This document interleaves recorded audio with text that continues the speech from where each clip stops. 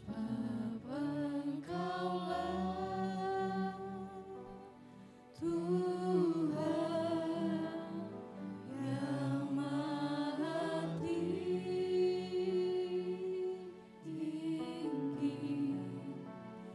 Kau dimuliakan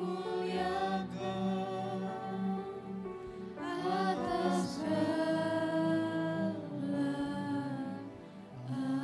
Sekali lagi kita mau katakan, sebab Engkaulah Tuhan yang Maha Tinggi. Sebab Engkaulah Tuhan yang Maha Tinggi,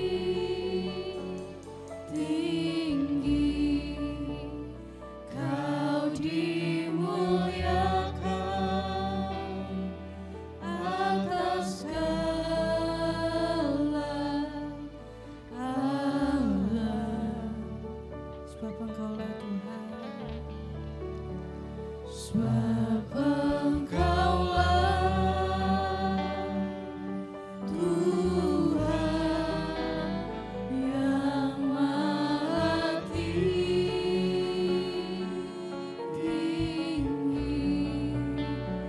Kau dimuliakan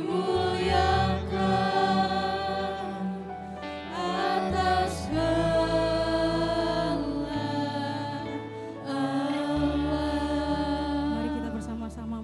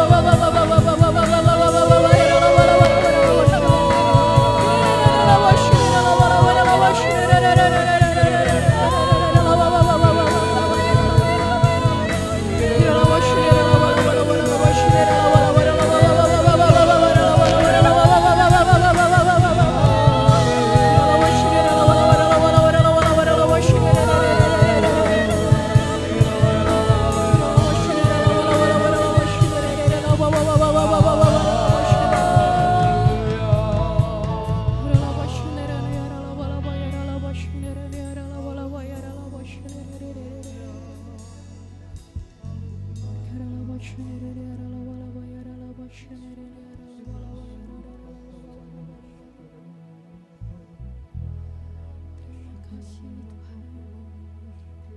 Terima kasih Yesus.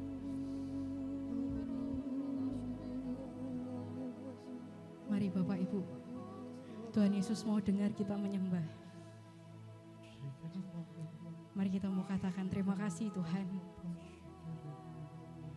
untuk penyertaan-Mu, untuk pemeliharaanmu.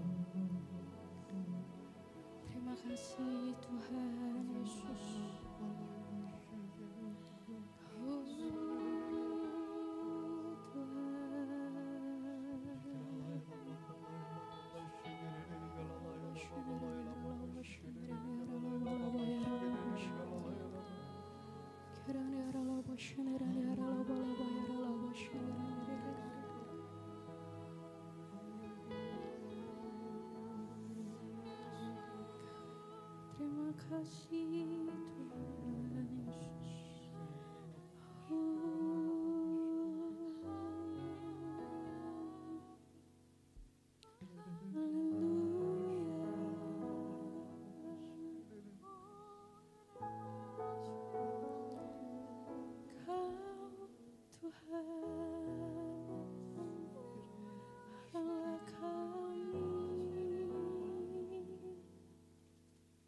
Tuhan Yesus.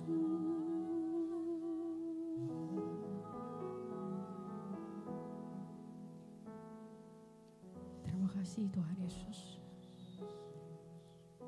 Kami bersyukur Tuhan, kami punya Tuhan yang seperti Engkau, Allah kami yang setia, yang tidak pernah meninggalkan kami Tuhan. Saat ini Tuhan Yesus kami datang dalam rumah-Mu Tuhan, bukan hanya sebagai rutinitas belaka Bapa, tapi di sini kami datang, kami mau ketemu Tuhan Yesus. Kami mau ketemu Tuhan Yesus.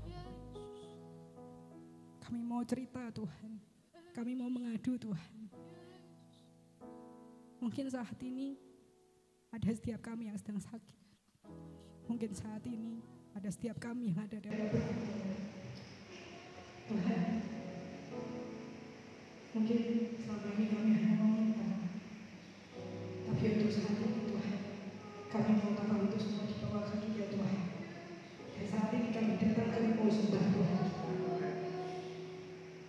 Kami mau berkorban syukur buat Tuhan.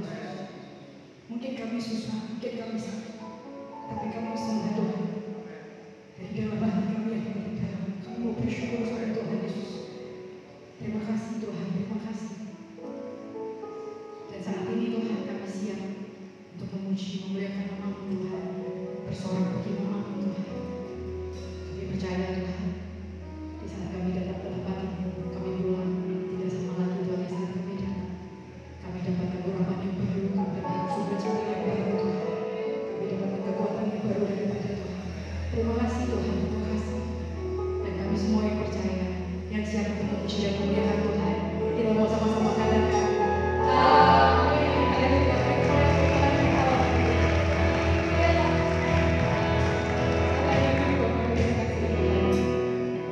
Karena Engkau Tuhan adalah Allah yang berkasih.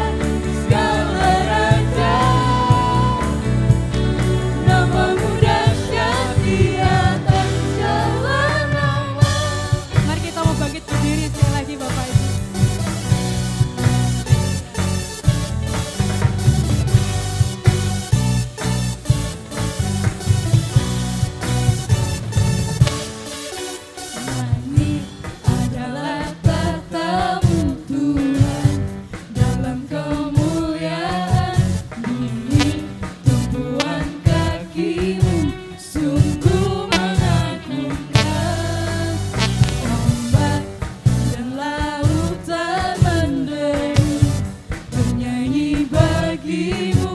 Mari semua yang bernafas sujud dan menyembah. Namamu besar Tuhan. Namamu Haleluya. besar. Namamu mulia Tuhan. Namamu mulia. Engkau Tuhan yang perkasa. Amin. Kebesaran-Mu mempesona, ajaib dan mulia. Engkau Raja segala raja. Namamu dahsyat di atas segala nama. Engkau Tuhan yang perkasa.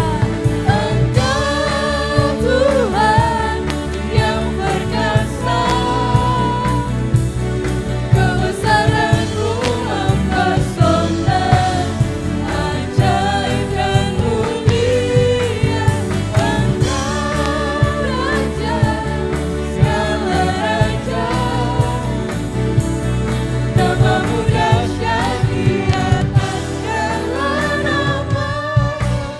Namamu dahsyat. Namamu dahsyat di atas segala nama. Namamu dahsyat Tuhan. Namamu dahsyat di atas segala nama.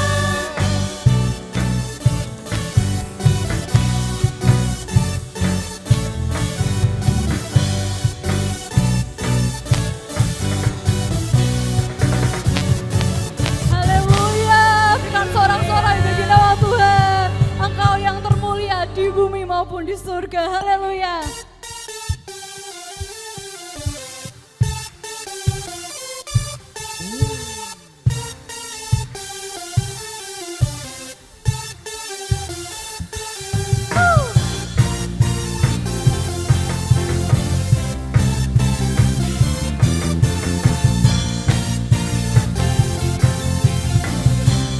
Katakan bersama-sama namanya Tuhanku, menara yang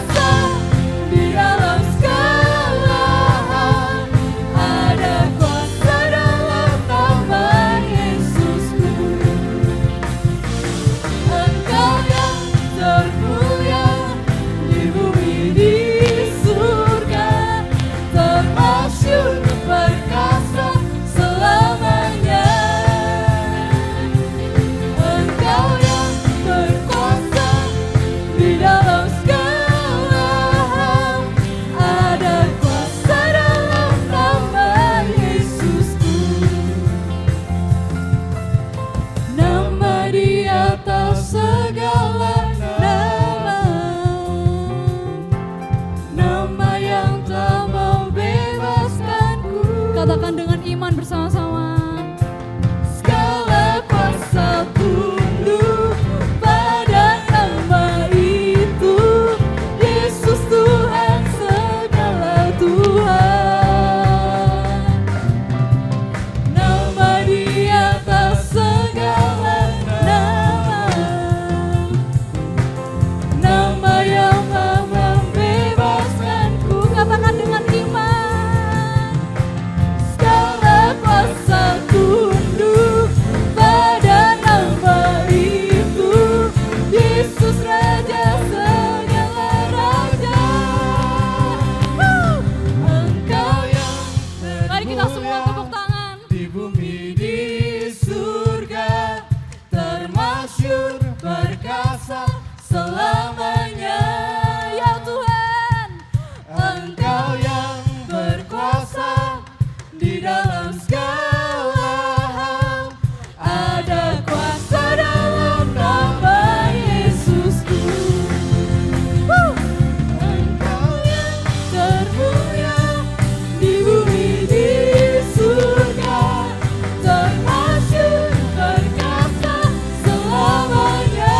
Ya Tuhan, Engkau yang berkuasa di dalam segala hal, ada kuasa dalam nama Yesusku.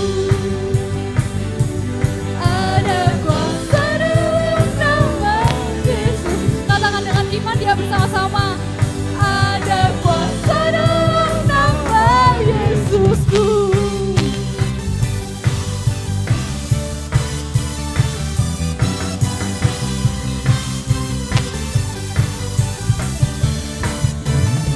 Haleluya, berikan sorak-sorai yang paling meriah buat Tuhan.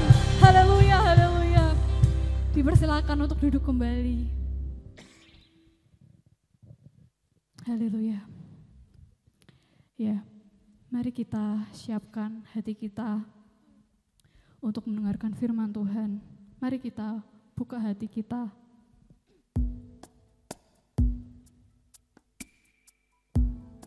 Haleluya Tuhan. Terima kasih Tuhan.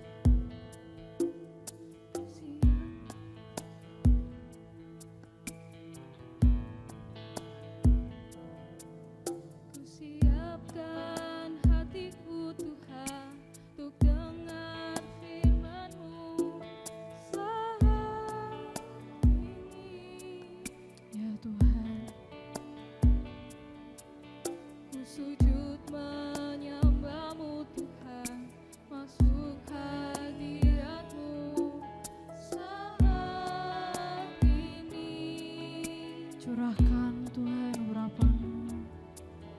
Curahkan urapan-Mu Tuhan bagi jemaat-Mu saat ini.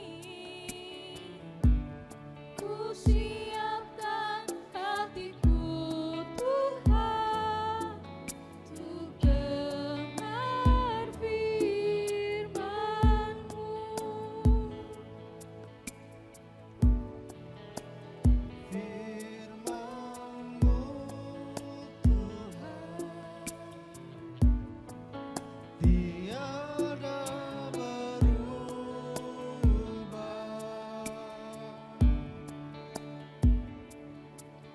Dahulu, sekarang, selama-lamanya, tiada berubah.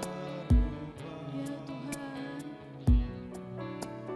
Firman-Mu Tuhan, penolong hidupku. Ku siapkan hatiku Tuhan untuk dengar firman. Mari kita bersama-sama angkat pujian ini dengan segenap hati kita. ku siapkan hatiku Tuhan untuk dengar firman-Mu saat ini. sujud menyembah-Mu Tuhan, masuk hadirat-Mu saat ini. Curahkan urapan-Mu Tuhan bagi jemaat-Mu saat ini. Ku siapkan hatiku Tuhan untuk dengar firman-Mu. Katakan firman-Mu Tuhan. Firman-Mu Tuhan tiada berubah.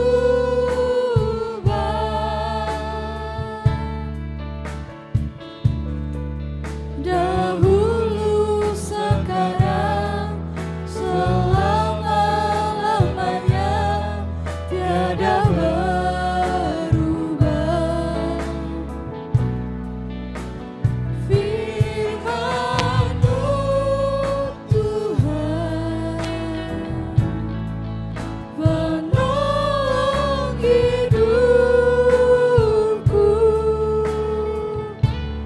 Ku siapkan hatiku Tuhan untuk dengar firman-Mu. Firman-Mu Tuhan. Firman-Mu. Saya ajak jemaat untuk bangkit berdiri kembali. Tiada berubah.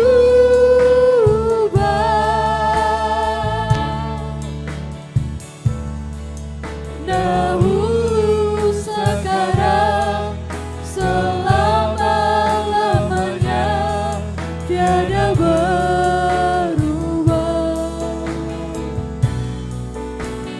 Firman-Mu Tuhan penolong hidupku.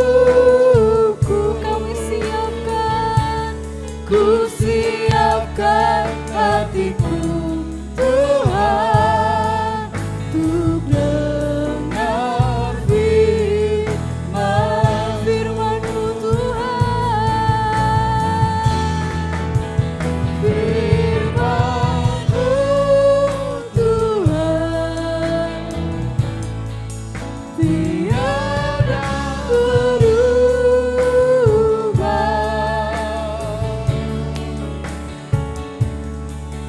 Dahulu, sekarang, selama-lamanya tiada berubah. Firman-Mu Tuhan penolong hidupku. Ku siapkan hatiku Tuhan untuk dengar firman-Mu. Ku siapkan hatiku Tuhan untuk dengar firman-Mu. Ku siapkan hatiku Tuhan untuk dengar firman-Mu.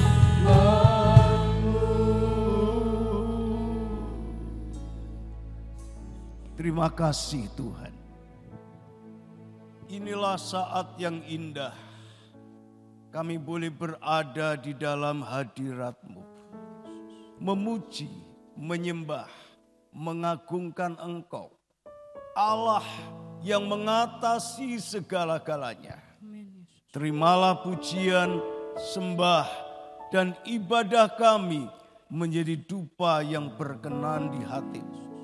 Dan Engkau berfirman kepada setiap kami, membangun kami hidup di dalam Engkau semakin berubah seperti rencana dan kehendak-Mu Tuhan.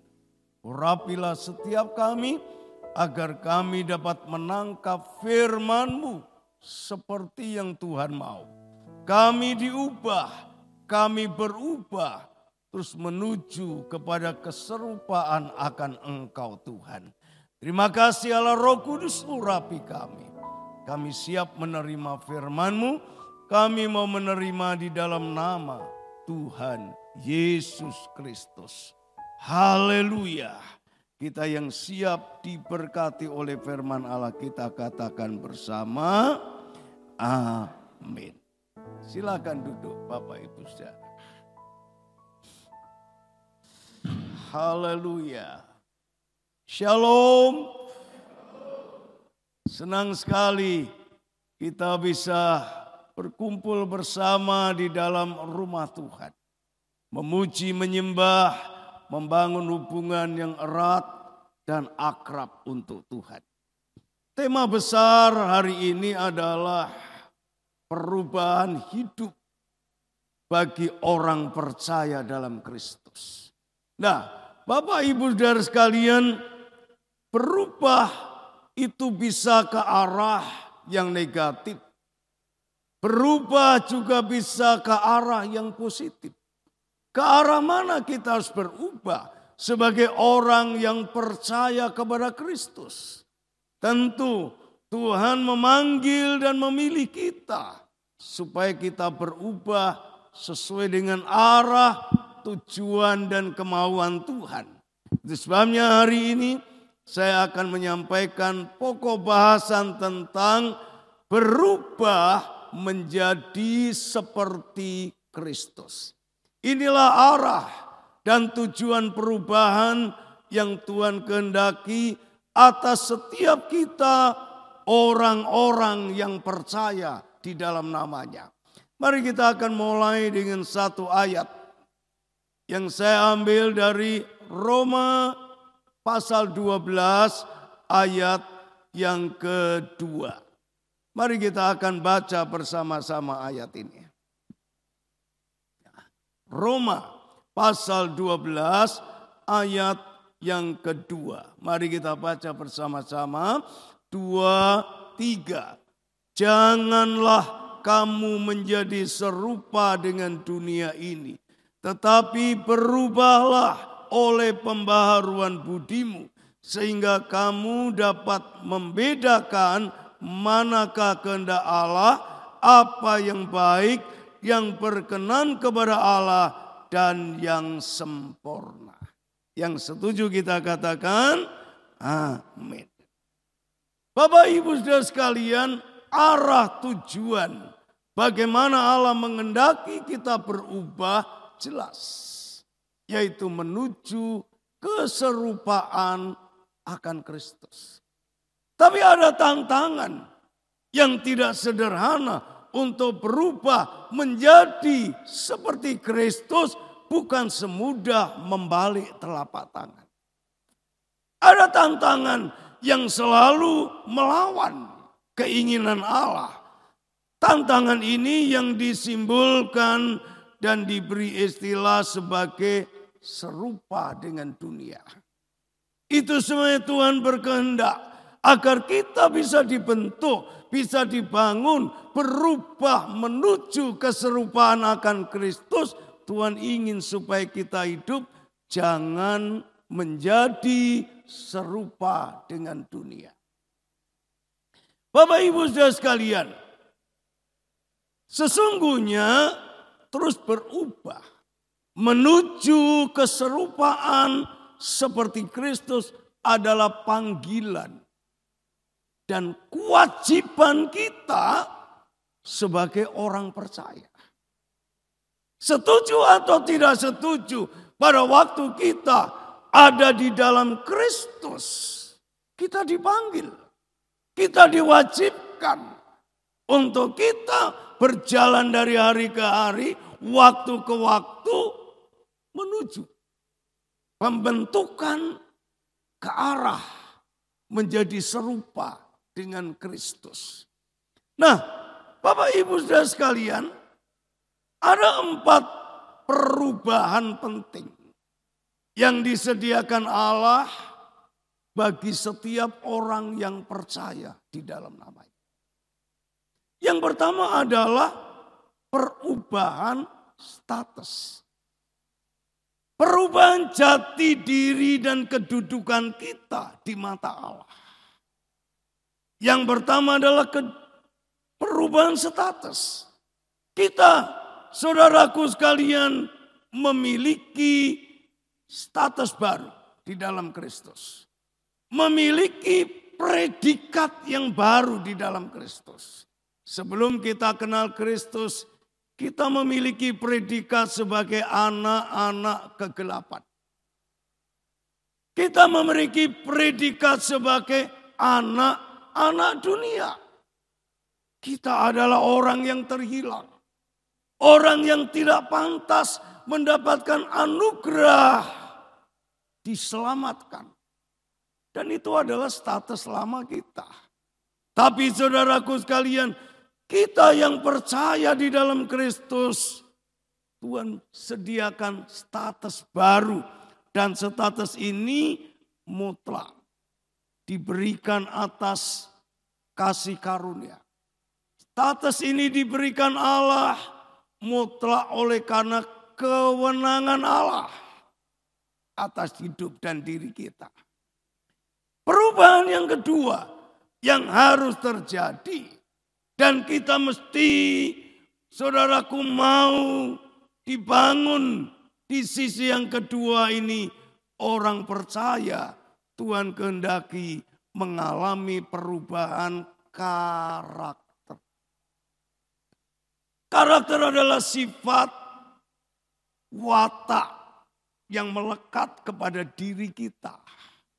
Yang kemudian terekspresikan melalui cara berkata, cara berperilaku, cara berpikir, berperasaan, dan berkemauan dalam kehidupan keseharian yang muncul, yang terekspresi dari itu semua. Itulah namanya karakter. Nah, saudaraku sekalian, karakter akan terbentuk bisa yang pertama melalui, saudaraku sekalian, keturunan. Watak yang diwariskan, watak yang diturunkan. Tetapi penting, karakter akan menjadi matang, akan menjadi terbentuk dengan lebih bagus. Dibentuk oleh lingkungan. Dengan siapa kita bergaul. Dengan siapa kita belajar. Dengan siapa kita bekerja bersama. Itu akan punya andil besar membentuk watak kita, karakter kita. Tuhan ingin karakter kita dibentuk sesuai dengan kehendak Allah. Seperti Kristus. Saudara, sebagai orang beriman kita dipanggil. Bukan hanya untuk percaya dan diselamatkan. Sebagai orang beriman kita juga dipanggil untuk melayani Tuhan. Dengan melayani sesama. Melayani saudaraku sekalian pelayanan-pelayanan peribadahan. Nah, itu sebenarnya kita juga untuk menjadi pelayan-pelayan yang semakin hari semakin meningkat. Dibutuhkan yang namanya skill, keterampilan, keahlian. Saudaraku sekalian, ini butuh komitmen, butuh proses melalui waktu dan berbagai peristiwa. Dan yang keempat, Tuhan, setelah status kita diubah, karakter kita diubah, skill kita diubah. Tuhan ingin memunculkan nasib yang baru. Dan nasib ini sangat dipengaruhi, saudaraku sekalian, tentang dari status kita. Saudaraku, sebagai anak-anak Allah, Tuhan telah merancangkan sesuatu yang indah buat kita. Nah, saudaraku, kalau karakter kita mau dibentuk seperti kemauan Allah, itu juga akan membangun nasib kita. Sesuai dengan karakter kita, skill kita juga akan mempengaruhi nasib kita. Saudaraku sekalian, akan berwarna seperti apa? Saudaraku sekalian, akan baik atau akan buruk sangat dipengaruhi oleh status diri kita, karakter kita, dan skill kita di dalam kehidupan bersama dengan Tuhan. Nah, pertanyaan berikut Bapak Ibu Saudara sekalian. Kapan perubahan-perubahan itu terjadi? Apakah sejak kita lahir? Atau sejak kita percaya Tuhan Yesus? Saudaraku, perubahan-perubahan hidup ini, keempat perubahan tadi akan terjadi pada saat kita percaya kepada Yesus Kristus, serta menerima Dia menjadi Tuhan dan Juru Selamat pribadi satu-satunya. Pada saat kita menerima Yesus Kristus sebagai Tuhan dan Juru Selamat dengan namanya yang ajaib itu, status kita spontan diubah oleh Allah. Nah, saudara, dalam 2 Korintus 5 ayat 17 dikatakan, di dalam Kristus kamu telah menjadi ciptaan baru.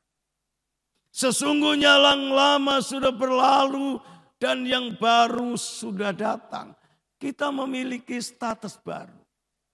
Kita menjadi ciptaan yang baru, saudaraku sekalian. Kita dilahirkan kembali pada saat kita percaya menerima Yesus sebagai Tuhan dan Juru Selamat. Kita dilahirkan kembali menjadi manusia baru. Indah. Kita dilahirkan oleh Roh, oleh firman, karena anugerah Allah yang telah memanggil kita melalui iman di dalam Yesus Kristus. Nah, di dalam Yohanes pasal 1 ayat 12 dikatakan di sana dari ayat sebelumnya, Dia datang kepada milik kepunyaannya Yesus itu. Allah menjelma menjadi manusia. Tinggal di tengah-tengah kita di dunia. Tapi dunia sebagai miliknya. Dan dunia yang diciptakan menolak Dia. Di ayat 12. Tetapi barang siapa menerima Dia. Menerima namanya yang ajaib itu. Dia diberi hak menjadi anak-anak Allah. Inilah yang kita sandang. Status kita sebagai anak-anak Allah. Saudaraku, dulu anak kegelapan, kita sekarang diubah statusnya. Kita memiliki status sebagai anak-anak Allah. Nah, karena kita anak-anak Allah, saudara, di dalam 2 Petrus pasal 1 ayat yang keempat, kita diberi bagian menerima kodrat ilahi. Inilah yang akan memancarkan kita menjadi warna beda, aura beda. Kodrat ilahi itu berbicara tentang sifat-sifat ilahi. Sifat Allah yang kudus, sifat Allah yang penuh dengan kasih, sifat Allah yang suka pendamai. Saudaraku sekalian, watak dan karakter Allah memancar dalam kehidupan kita, dalam keseharian. Ini karena kita telah mengambil dan menerima bagian kodrat ilahinya Allah. Dan ini status yang melekat dalam hidup kita dan yang luar biasa di dalam kekekalan. Kita tidak usah ragu, tidak usah takut lagi.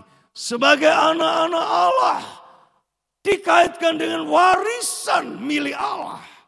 Kita di dalam Kristus telah mewarisi keselamatan yang kekal. Jadi inilah yang membuat kita bisa hidup damai, hidup tenang. Kapan saja kita dipanggil oleh Tuhan, kita enggak takut. Di rumah Bapa Allah telah menyediakan tempat bagi kita supaya di sana kita bersekutu dengan Kristus kekal selama-lamanya. Waktu Tuhan Yesus mendekat pada hari kematiannya, Tuhan berbicara kepada murid-muridnya bahwa beliau tidak lama akan meninggalkan murid-murid. Murid-murid menjadi sedih. Tapi Tuhan Yesus berkata, kemana aku pergi, kamu akan ke sana. Murid-murid bingung. Di mana engkau pergi dan kami tidak mengerti pula jalan ke sana. Tuhan Yesus berkata, akulah jalan, kebenaran dan hidup menuju Bapa di surga. Aku pergi menyediakan untuk kamu rumah tempat tinggal, rumah Bapa. Sesudah itu aku akan menjemput kamu supaya di mana aku berada di rumah Bapa, di situ pun kamu berada bersama dengan aku. Luar biasa. Inilah yang kita pahami sebagai keselamatan di dalam kekekalan. Kita sudah tidak punya akses lagi dengan yang namanya neraka. Status yang luar biasa ini diberi oleh Tuhan untuk kita umat yang percaya, spontan dan berdasarkan kewenangan mutlak Allah. Tidak seorang pun bisa mengubah status dirinya dari kegelapan menjadi anak Allah. Tidak bisa seorang pun mengubah statusnya orang yang memiliki kehidupan lama menjadi hidup baru. Orang yang terancam hukuman kekal menjadi selamat. Tidak seorang pun bisa mengubah status itu kecuali diberikan oleh Tuhan di dalam iman percaya kepada Yesus. Kitalah orang-orang yang berbahagia, yang luar biasa dikasih oleh Tuhan. Perubahan yang kedua yang Allah berikan kepada kita, perubahan yang kedua dan ketiga saya gabung, yaitu perubahan karakter dan skill. Tuhan ingin menampilkan anak-anaknya di tengah-tengah dunia yang gelap. Menjadi terang, menjadi garam. Tampil beda. Tidak menjadi serupa dengan dunia. Kata Roma 12 ayat 2 tadi. Tapi kita dikehendaki Allah menjadi anak-anak Allah yang di tengah-tengah dunia tampil beda. Bagaimana kita bisa tampil beda? Kita mesti memiliki karakter beda. Karakter Kristus. Nah, pembentukan karakter ini, karakter dasar kita sudah diberi karena benih Kristus yang ada dalam hidup kita. Tapi pembentukan karakter dan pembentukan skill, keterampilan untuk taat, keterampilan menjalankan tugas, keterampilan melayani, butuh proses. Butuh proses, butuh perjalanan waktu. Masing-masing kita bisa mengalami proses yang berbeda waktu. Panjang pendeknya bisa beda, tergantung. Berapa jauh kita memiliki penundukan diri untuk dibentuk. Berapa sabar, berapa tabah. Kita memberikan diri kita, mendedikasikan diri kita untuk dibangun oleh Allah. Itu akan menentukan cepat atau lambatnya karakter kita mendekat kepada karakter Kristus. Kita pada waktu terima Tuhan Yesus itu seperti bayi yang lahir. Mungkin ini digambarkan bayi yang sudah 6 bulan. Bisa merangkak. Tapi dia belum bisa mengungkapkan segala sesuatu dengan baik. Jadi kalau butuh sesuatu nangis. Kalau mungkin tidak cocok dengan sesuatu nangis. Bahasanya sama. Saudara, kecil. Tetapi kemudian sekian lama menjadi seorang anak yang ceria, bisa lari sana, lari sini. Pada waktu bayi dan pada waktu menjadi seorang anak, karakternya mulai berubah. Mulai berbeda. Seiring sejalan dengan pertumbuhan fisiknya, pertumbuhan karakternya, pertumbuhan wataknya berubah. Mengikuti proses dan perjalanan waktu. Kemudian berubah menjadi seorang remaja.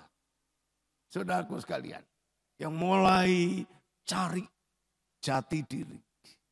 Bikin ulah dan sensasi untuk mencari perhatian dan menemukan nilai diri. Petualangan anak-anak remaja. Kemudian menjadi pemuda. Mungkin kokoh kuat. Mulai punya prinsip. Saudaraku. Mulai punya prinsip. Bahkan seorang pemuda itu cenderung idealis. Oh, mestinya hidup ini seperti ini, seperti ini, seperti ini. Anak-anak muda yang kuat di dalam Tuhan. Idealismenya mulai terbangun. Sikap kekristenannya mulai terbangun. Prinsip-prinsip imannya di atas kebenaran Alkitab mulai terbentuk. Menjadi kuat. Idealis. Tetapi saudaraku sekalian, keterampilannya biasanya belum matang. Jadi demo ini, demo itu, protes ini, protes itu. Tapi sesungguhnya dia sendiri belum bisa melakukan banyak hal itu. Ini pemuda. Kemudian meningkat menjadi orang dewasa. Mulai cerdik, mulai bijak, mulai saudaraku matang, dewasa. Memiliki sikap penuh tanggung jawab. Mampu menjalankan tugas, mampu mempertanggungjawabkan. Dan menerima konsekuensi atas semua yang dilakukan. Dewasa. Inilah karakter. Dibangun. Berubah. Bersamaan dengan karakter, skill diubah. Nah saudaraku. Seperti perubahan pada gambar ini. Dari anak-anak, dari bayi menjadi anak-anak. Menjadi remaja. Menjadi pemuda atau pemudi. Mulai profesional, dewasa, mulai matang. Saudaraku penuh kebijaksanaan. Walau mungkin energi kurang kalau sudah umur lanjut. Tapi mungkin bijak. Inilah yang Tuhan mau. Kita dibentuk terus, diubah terus karakter kita, keahlian kita di dalam Tuhan. Kita ingin karakter yang bagus dipakai menjadi pendamping pelayanan. Seorang yang melayani dengan skill yang hebat, dengan keterampilan dan keahlian yang hebat. Tapi kalau karakternya tidak terbentuk seperti karakter Kristus. Saudaraku, pelayanannya bisa daging. Hanya sekedar show. Supaya orang memuji dan memperhatikan. Tapi pelayanan yang dibarengi dengan karakter Kristus akan menarik hadirat Allah. Saya tadi waktu pujian dari awal sampai menjelang firman. Merasakan. Tim kita, teman-teman kita yang melayani musik pujian. Menarik hadirat Allah. Menyanyi, memuji Tuhan dengan hati dan dengan skill. Karakter Kristus muncul. Dan inilah yang diperkenan oleh Allah. Orang dewasa, orang yang matang. Mampu mengerjakan tugas dengan baik. Dan dia mampu mempertanggungjawabkan di hadapan Allah. Dan itu sebabnya orang dewasa memiliki kecenderungan melakukan segala sesuatu dengan persiapan yang matang untuk Tuhan. Ya. Berikut. Ada beberapa hal yang perlu untuk menopang perubahan karakter, perubahan skill dan perubahan hidup menuju kepada kedewasaan yang penuh. untuk menjadi dewasa menuju kedewasaan yang penuh seperti Kristus.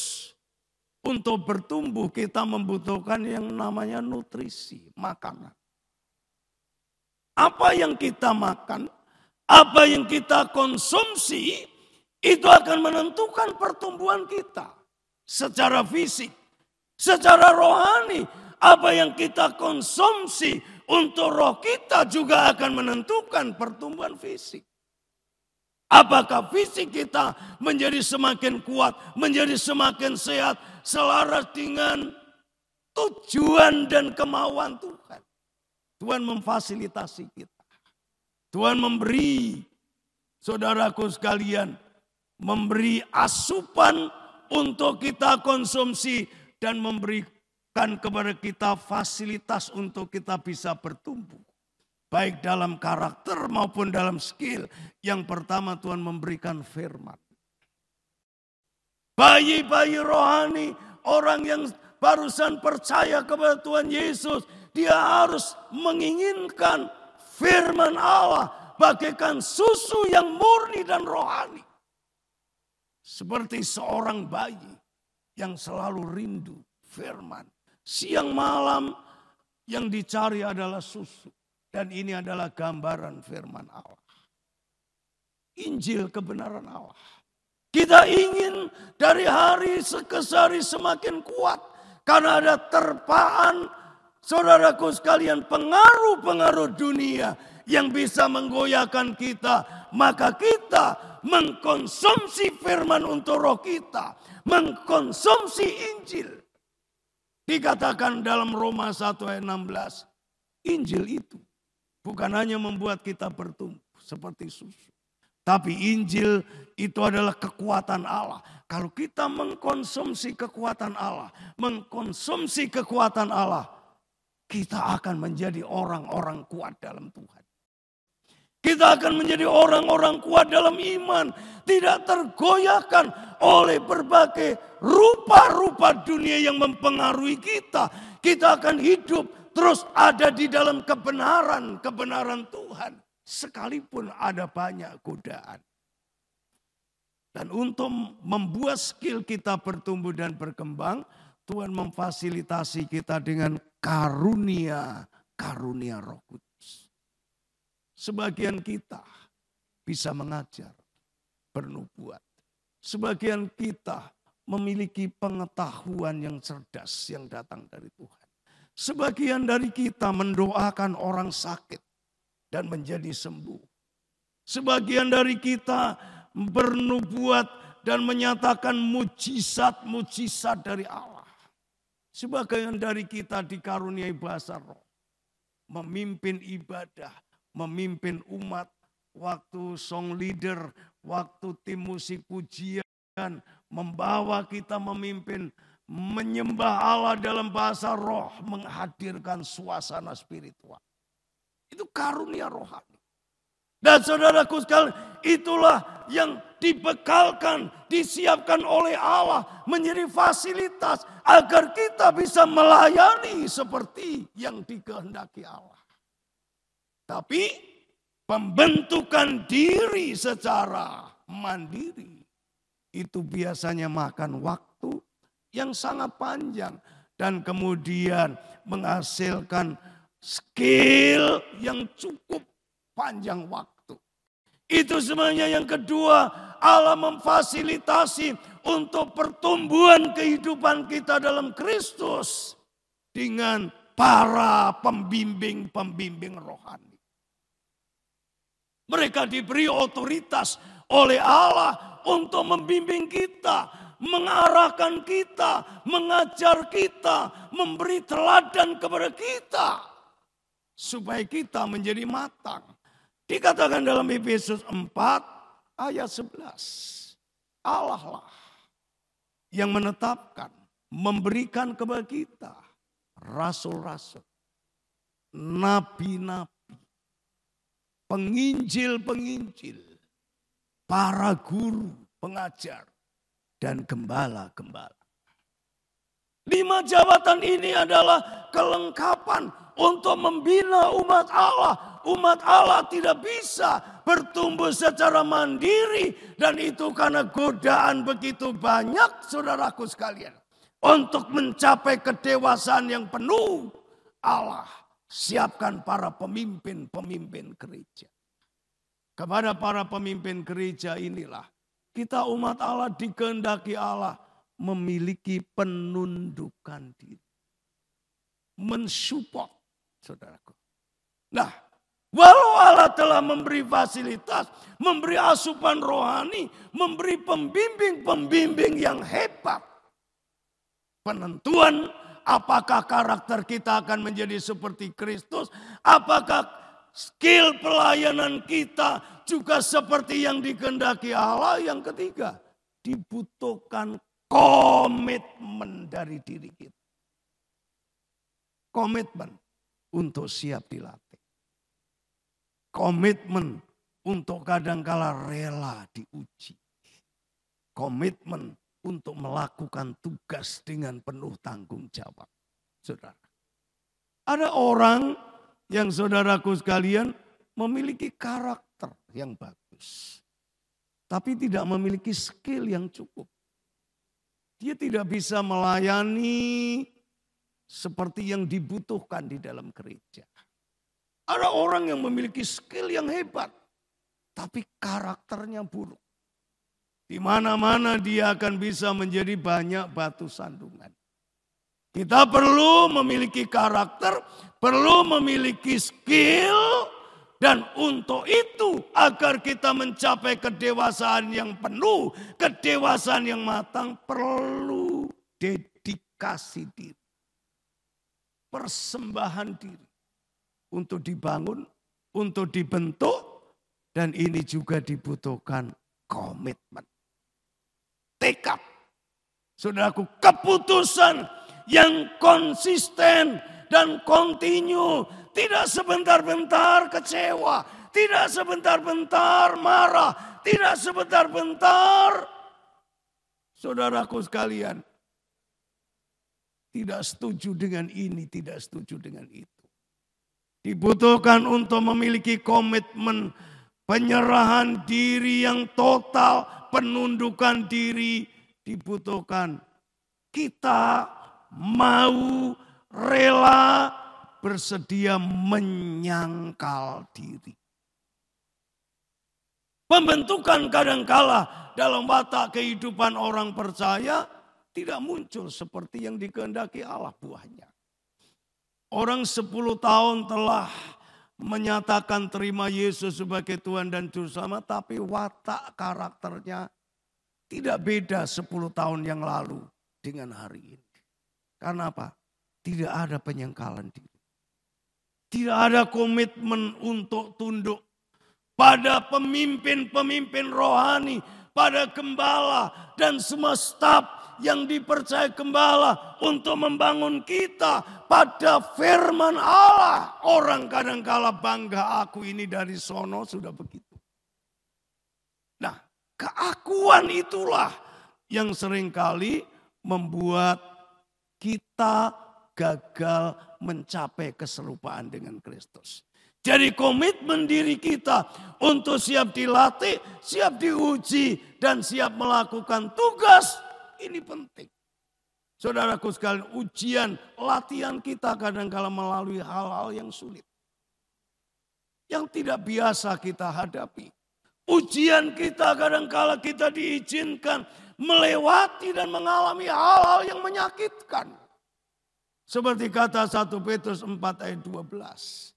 Saudaraku, dan kadangkala ada panggilan pelayanan kita merasa seolah tidak mendengar. Tapi Yesaya pada waktu Tuhan berkata, siapa yang akan pergi untuk aku? Yesaya berkata, Tuhan inilah aku, Tuhan utuslah aku. Memberi diri. Menjadi pelayan-pelayan Tuhan yang berdedikasi. Nah, perubahan yang ketiga. Saat kita menerima Yesus Kristus sebagai Tuhan dan Juru Selamat, saudara. Perubahan yang ketiga adalah perubahan nasib. Perubahan karakter, perubahan status, perubahan skill kita akan menentukan nasib kita menjadi seperti apa. Sudah. Kalau karakter kita masih karakter lama, mana orang bisa percaya atau mempercayakan pelayanan yang penting. Kalau skill kita masih skill yang lama, skill dunia, dan tidak mau diubah menjadi pelayan-pelayan Tuhan yang semakin meningkat dan mumpuni, kita juga sulit dipakai di dalam ladang Tuhan. Paulus menyarankan orang-orang yang dipercaya di dalam dunia pelayanan kita, dalam dunia kekristenan, dunia kegerejaan. Paulus katakan, percayakanlah kepada orang yang dapat dipercayai dan cakap. Kalau guru ya cakap mengajar, kalau pemain musik ya cakap main musik, kalau penyanyi ya cakap menyanyi. Kalau mungkin penerima jemaat ya cakap menerima orang-orang yang hadir dengan keramahan. Tuhan ingin itu ada dalam kehidupan kita. Dan saudaraku, karakter dan skill, saudaraku, dan status yang ada dalam hidup kita itu akan membangun nasib kita. Kalau kita ada di dalam Kristus, karakter kita dibangun menuju kepada karakter Kristus. Skill kita dibangun semakin meningkat seiring dengan kemauan Kristus. Dan di dalam Kristus kita telah memiliki status baru sebagai anak-anak Allah. Kita sekarang dapat memastikan diri kita memiliki nasib yang hebat. Kita hidup selalu di dalam anugerah Tuhan. Luar biasa. Bapak Ibu sekalian, kita tidak hidup di dalam keadaan yang tidak ada harapan. Kita tidak hidup di dalam ketidakpastian. Tapi kita hidup di dalam anugerah Allah. Dalam Kristus yang pasti. Bagaimana nasib kita hari ini? Nasib kita hari ini, nasib kita ada di dalam tangan Kristus. Tuhan Yesus sesungguhnya dulu, hari ini, dan yang akan datang dia sama. Dia sama sempurna. Dia sama memiliki kuasa yang tak berubah. Memiliki kesempurnaan yang tak berubah. Memiliki kasih kepada kita yang tak berubah. Kasih setia Allah itu adalah kekal selama-lamanya untuk kita yang konsisten, percaya, dan penuh dedikasi dengan Allah. Saudaraku sekalian, hari ini kita selalu ada dalam perhatian Allah, disertai dan dituntun oleh Allah. Penulis Ibrani menulis di dalam Ibrani pasal 13 ayat 5 khususnya bagian B. Ada tertulis firman Allah. Sesungguhnya sekali-kali aku tidak pernah akan meninggalkan, membiarkan engkau. Dan sekali-kali aku tidak pernah akan meninggalkan engkau. Ayat ini berbicara dua hal penting. Kita hidup di tengah-tengah dunia yang selalu berubah. Perubahan teknologi, ilmu pengetahuan, perubahan kondisi alam seringkali membuat kita hidup diombang-ambingkan oleh perubahan itu. Tapi kita punya Yesus. Di tengah-tengah perubahan dunia, di tengah-tengah kegoncangan, Yesus berjanji tidak pernah akan membiarkan kita. Kalau kita menghadapi tantangan, Yesus gak akan biarkan. Kita menghadapi sendiri. Kalau kita menghadapi pergumulan, Yesus gak akan biarkan. Kita menghadapi sendiri. Dia hadir selalu, dia berperan serta. Bahkan di dalam segala kelemahan, Allah ikut bekerja. Mendatangkan kebaikan bagi kita yang mengasihi dia. Yang setuju ayat itu katakan amin. Luar biasa. Itulah yang membuat kita tidak perlu takut. Tidak perlu khawatir. Allah tidak pernah membiarkan kita ada dalam kesukaran dan mengalaminya sendiri. Saudaraku, dalam Yesaya 41 ayat 10, Tuhan berkata melalui Nabi Yesaya, jangan engkau takut. Aku akan menuntun engkau. Aku akan memegang tanganmu, menuntun engkau. Aku akan menolong engkau dan memberi engkau kemenangan. Saat itu umat Allah sedang ada dalam situasi sulit. Kita anak-anak Tuhan kadangkala memang diizinkan selagi kita ada di tengah-tengah alam itu terbawa, dilingkupi oleh situasi sulit. Tapi di tengah-tengah kesulitan, disitulah Allah sering bekerja. Menunjukkan kekuatannya yang sempurna, rahmatnya yang sempurna, anugerahnya yang luar biasa.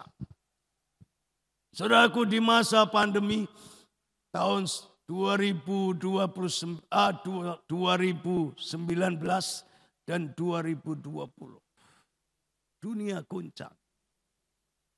Tetapi banyak gereja dan anak-anak Tuhan di tengah-tengah kesukaran.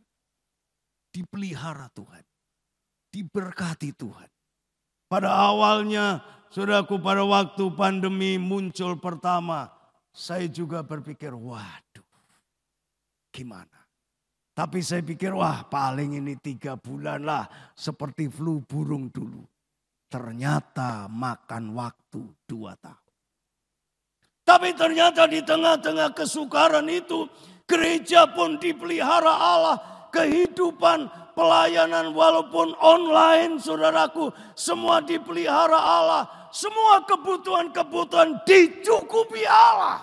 Yang sebelum hal itu terjadi, tak terpikirkan kalau hal semacam itu terjadi bagaimana mengatasi. Ternyata Tuhan tidak pernah membiarkan. Gereja kami, Gereja Betel Indonesia Telogosari, justru banyak berbenah di masa pandemi. Sementara tidak ada ibadah, interior kami ubah. Dan Tuhan berkati. Banyak interior, banyak hal yang kami ubah. Alat-alat musik kami upgrade semua. Saudaraku, justru di masa pandemi, kami mulai merenovasi ini, merenovasi itu. Di masa pandemi. Doa saya yang puluhan tahun menginginkan tanah di belakang altar gereja bisa terbeli oleh gereja. Saudaraku, karena khawatir kalau dibangun bangunan orang nanti merasa terganggu dan masalah. Saudara, justru di masa pandemi, saudaraku, Tuhan beri tanah itu dengan harga mujizat. Dan saya berpikir tanah sebelahnya di belakang gedung sekolah minggu. Kami juga mendoakan hampir tiap hari, Tuhan tanah kosong itu beri kepada kami gerejamu supaya kami bisa ada space antara tembok gereja dan tembok bangunan orang lain. Minggu lalu, hari Senin yang lalu, kami sudah fruskot dan kami beli. Untuk menjadi tanah gereja. 2 kapling, 1 di masa pandemi, 1 pandemi barusan selesai. Dan saudaraku sekalian, saya kadang-kala tidak bisa habis pikir bagaimana caranya. Tapi Tuhan memberi cara-cara yang unik, cara mujizat, dan cara yang tak terpikirkan sebelumnya. Tuhan buka jalan. Dan itu menjadi sebuah kenyataan bahwa Allah sesungguhnya di tengah-tengah kesukaran, di tengah-tengah pergumulan hidup kita, janji Allah ya dan amin. Allah berkata Dia tak pernah membiarkan kita dan itu tergenapi. Tuhan gak pernah meninggalkan kita. Waktu ada tantangan, kita gak menghadapinya sendiri. Tuhan beserta, Tuhan memberi wibawa. Bagaimana tentang hari esok? Tuhan merancangkan rancangan yang indah. Di dalam Yeremia 29 ayat yang ke-11. Tuhan berkata, aku mengetahui tentang rancangan-rancanganku untuk kamu. Yaitu aku memberikan rancangan damai sejahtera. Dan itu pasti tergenapi karena Yesus memiliki kuasa yang sempurna, kekuatan yang sempurna. Bagi dia tidak ada perkara yang mustahil. Dulu, sekarang, selamanya. Yesus tetap penuh kuasa dan kuasanya sempurna. Yesus adalah Allah yang setia. Jadi selagi kita lakukan yang terbaik, rela dibangun karakter kita menuju keserupaan dengan Kristus berdasarkan kebenaran firman Allah. Ada penundukan diri untuk dilatih, dibangun melalui para senior-senior rohani kita. Bapak Gembala, staf, dan semua yang dipercaya untuk membangun kita. Sejauh ada penundukan diri, rela terus dibangun. Kita tidak usah merisaukan masa depan. Masa depan kita telah dibangun dari sekarang. Melalui karakter yang terbangun. Melalui keterampilan pelayanan yang terbangun. Melalui dedikasi hidup kita dari waktu ke waktu kepada Allah. Tuhan sedang mempersiapkan. Bahkan Tuhan telah mempersiapkan hari depan yang penuh dengan harapan. Tuhan memberkati kita. Tuhan menyiapkan kita. Untuk kita segala sesuatu yang terbaik. Kita hidup di 3 dimensi waktu. Hari ini, hari esok, dan masa depan. Kekekalan. Bagaimana di dalam kekekalan? Tuhan Yesus berkata kepada murid-muridnya, jangan sedih, jangan berduka. Aku pergi menyediakan tempat bagimu. Di rumah Bapa banyak tempat. Supaya setelah itu aku menjemput kamu. Dan membawa kamu ke sana. Supaya di mana aku berada, kamu pun berada. Inilah suatu tempat yang indah. Suatu tempat yang mulia. Di sana tidak ada tangisan. Tidak ada air mata. Tidak ada duka cita. Tidak ada kematian. Di sana adalah tempat penuh kebahagiaan. Orang bersekutu dengan Tuhan kekal selama-lamanya. Bapak Ibu saudara sekalian, berubah menjadi seperti Kristus. Bukanlah pilihan bebas bagi kita orang percaya. Melainkan itu merupakan ketetapan yang harus kita taati. Dan kita ikuti di dalam Kristus. Tuhan mau kita bahagia hari ini, bahagia hari esok, dan bahagia di dalam kekekalan. Itu sebenarnya sekali lagi kita harus siap. Karakter kita diubah menuju keserupaan seperti Kristus. Keahlian dan keterampilan kita mentaati seluruh apa yang Tuhan kehendaki dan tugas-tugas pelayanan kita bisa lakukan dengan baik. Skill kita harus dibangun. Dan itu perlu komitmen. Status kita sudah jelas. Anak-anak Allah. Itu sebabnya apapun yang terjadi. Pesan ini perlu kita pegang bersama. Jangan pernah menjadi serupa dengan dunia. Mencapai segala sesuatu dengan menghalalkan segala cara. Capailah segala sesuatu dengan tetap tunduk taat kepada kebenaran firman Allah. Tuhan Yesus selalu akan menyertai, akan memberkati, dan Tuhan Yesus akan membimbing kita sampai kita berada di rumah Bapa. Ada pesan penutup, mari kita baca. Saya ambil dari ayat awal tadi. Mari kita berdiri bersama-sama Bapak Ibu Saudara. Kita baca kembali Roma 12 ayat yang kedua. Mari kita baca pesan penutup ini. 2, 3. Janganlah kamu menjadi serupa dengan dunia ini.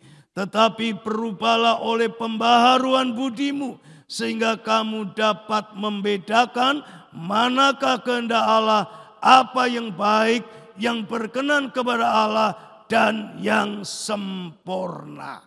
Yang setuju pesan dan seluruh firman Allah yang telah kita dengar, kita katakan bersama, amin. Haleluya. Terpujilah Tuhan. Mari kita tundukkan kepala sejenak. Bapa Tuhan Yesus dan Allah Roh Kudus. Firman-Firman-Mu telah hamba sampaikan untuk menjadi bagian penting yang terus akan membangun karakter kami, skill kami di dalam Engkau, dan meneguhkan status kami sebagai anak-anak-Mu, pewaris kemuliaan kerajaan dan sifat-sifat ilahi-Mu yang akan memancarkan di tengah-tengah dunia ini, memancarkan terang. Kami menjadi terang, menjadi garam untuk menanamkan, untuk menularkan berbagai pengaruh ilahi kepada orang-orang yang sementara ini menunggu panggilan untuk menerima Engkau di dalam iman percaya Yesus Kristus sebagai Tuhan dan Juru Selamat. Jadikan kami alat-alat-Mu untuk bersama-sama menyembah Engkau dan menjangkau jiwa-jiwa bagi kemuliaan-Mu. Tuhan berkatilah Bapak Gembala Jemaat Gereja Bethel Indonesia Semarang Indah ini. Seluruh staf, seluruh aktivis, pelayan-pelayan Tuhan berserta dengan seluruh jemaat. Tuhan memberkati, Tuhan melindungi, Tuhan menaungi, memberi kasih karunia yang memampukan kami anak-anak-Mu terus berjalan dalam pembentukan-Mu sampai mencapai tujuan-Mu menjadi serupa seperti Kristus. Kami serahkan seluruh pewartaan firman ini sepenuhnya dalam tangan Tuhan. Kiranya menjadi berkat bagi kami semua. Dalam nama Tuhan Yesus kami berdoa bersyukur. Haleluya. Kita semua katakan bersama. Amin. Tuhan Yesus memberkati.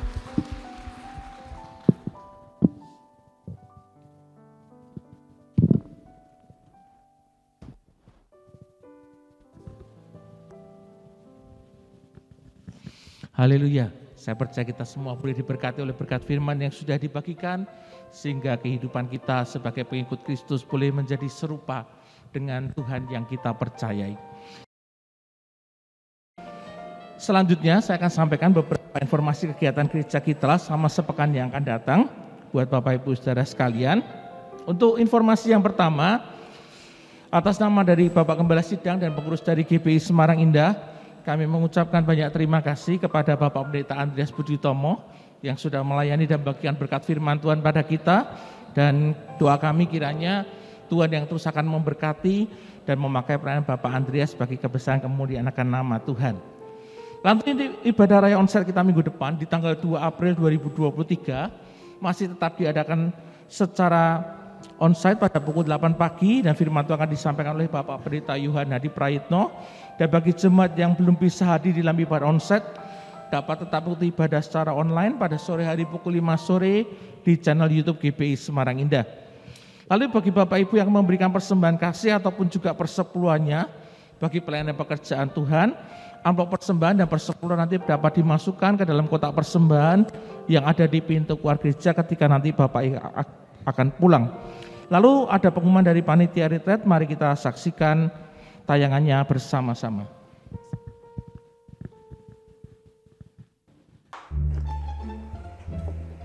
Kabelnya nyangkut lagi. Aduh, seharian ini kerjaanku banyak banget ya. Tadi pagi sudah nyuci, terus nyapu, ngepel, ganti spray, bersih-bersih rumah, bersihin cucian piring. Sekarang masih setrika. Sudah segini, ini masih banyak juga. Aduh, kapan selesainya? Capek banget aku. Aduh. Halo Teris, kamu sudah pulang? Emang, Duh, capek, tugasnya banyak. Belum PABI, Mandarin, Bahasa Indonesia, belum latihan nyanyi juga. Lagi besok, pulangan. Kasihan ya, tugasnya banyak. Semangat ya, Cik. Halo, Cik. Loh. Mah, capek, lapar, banyak ulangan lagi. Kapan sih kita liburan? sabar ya Dek. Nanti kalau ada tanggal merah ya baru kita liburan. Ya sabar dulu. Halo Papa. Halo. Wah, kalian udah di rumah semua. Aduh. Gimana pekerjaannya hari ini? Ya, beginilah mah. Nggak tahu. Cici, kamu ke sana. Aduh. Hari ini tuh nggak tahu nggak biasanya klien pada komplain. Lah kenapa? Ini itulah. Nggak tahu nih. Kayaknya kita perlu healing kalau gitu. Mau coba Pak tarik di YouTube, siapa tahu ada referensi tempat yang asik gitu buat kita bisa jalan-jalan biar nggak pada stres gitu. Wajahnya kok sedih semua. Nih, ada ini. Di gereja kita ada mau ngadain family healing. Mana? Nih. Kayaknya cocok buat keluarga kita ini. Iya. Lihat. Nih. Shalom Bapak Ibu yang terkasih di dalam Tuhan. Kali ini GPI Semarang Indah mempersembahkan retreat keluarga yang bertema Family Healing. Acara akan diadakan pada tanggal 30 April sampai dengan 1 Mei 2023. Pendaftaran dibuka mulai dari tanggal 5 Maret sampai tanggal 2 April. Bapak Ibu dapat langsung menghubungi kontak person yang tersedia atau dapat langsung mendaftar di konter pendaftaran yang telah disediakan. Kuota terbatas loh, cuma 50.000 tiap orang. Retreat tersebut bertempat di Wisma Gaya 5 Bandungan. Pastinya seru dan menarik ya.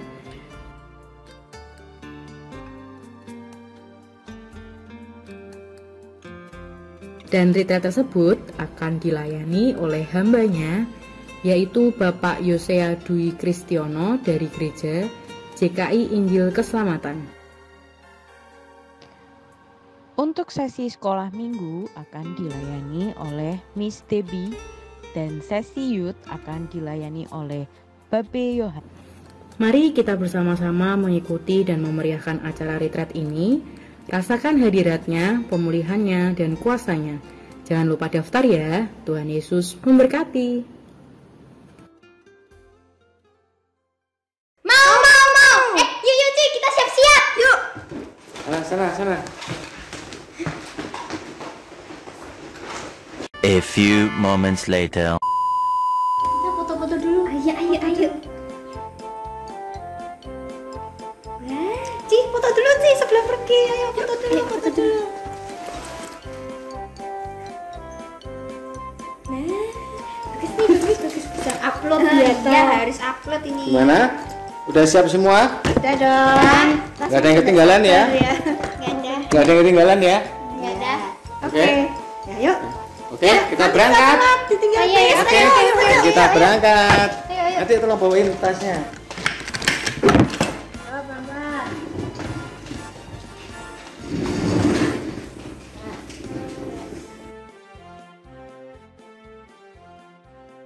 Ya, segera daftarkan diri Anda dan keluarga Anda karena tempatnya terbatas. Ya, jadi siapa yang nanti mau nyusul keluarganya Pak Daniel, ya, yang sudah berangkat duluan ke Bandungan, ya silakan bisa Bapak Ibu mendaftarkan diri Anda dan keluarga Anda. Ya, nanti konter ada tersedia di pintu keluar gereja ketika nanti Bapak Ibu akan pulang. Mari kita akan mengakhiri ibadah kita hari ini. Saya mengundang Bapak Ibu sebagai berdiri bersama-sama dan kita akan berdoa untuk kita boleh menerima berkat daripada Tuhan. Sungguh Tuhan, kami bersyukur buat kebaikan Tuhan di dalam kehidupan kami Tuhan. Segala puji syukur kami naikkan kepadamu Tuhan buat kebaikan Tuhan yang begitu limpah atas kehidupan kami semua.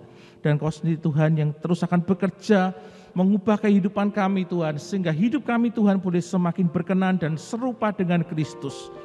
Sidang jemaat yang kasih Tuhan, pada akhir ibadah hari ini, mari angkatlah kedua tanganmu kepada Tuhan. Pulanglah dan terimakan berkat dari Tuhan kita Yesus Kristus. Diberkatilah engkau dengan kesehatan yang baik. Diberkatilah keluarga dan rumah tanggamu. Diberkatilah usaha dan pekerjaanmu. Dan diberkatilah segala hasil pekerjaan tanganmu. Karena Tuhan yang menyertai engkau. Tuhan akan memberkati dan melindungi engkau. Tuhan menyinari engkau dengan wajah-Nya dan memberikan kepadamu kasih karunia-Nya. Tuhan mengadakan wajah-Nya kepadamu dan memberi kepadamu damai sejahtera. Mulai saat ini sampai Yesus yang kita kasih datang untuk kali yang kedua. Yang percaya terima berkat Tuhan, katakan dengan iman bersama-sama. Amin.